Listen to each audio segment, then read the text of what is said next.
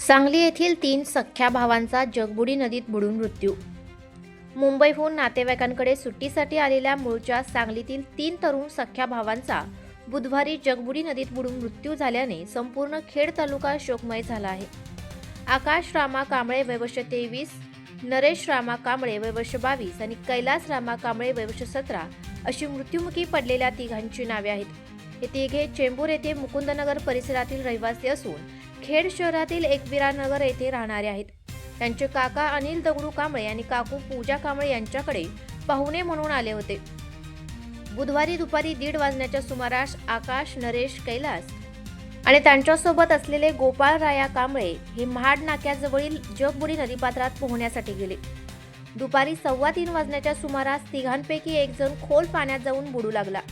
आपल्या साथीदाराला वाचवण्यासाठी उरलेले दोघेही त्याच्या मदतीला धावले, परंतु एका जीवाला वाचवण्याच्या प्रयत्नात तिन्ही तरुण खोल पाण्यात बुडाले।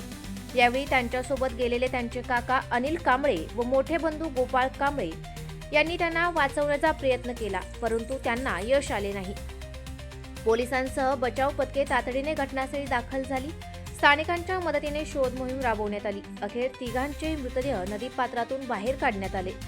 मृतदेह पाहून नातेवाईकांनी केलेला आक्रोश उपस्थितांच्या काळजाला चिरणारा होता। शवविच्छेदनासाठी तिन्ही मृतदेह कळंबणी उपजिल्हा रुग्णालयाच्या शवगृहात हलवण्यात आले।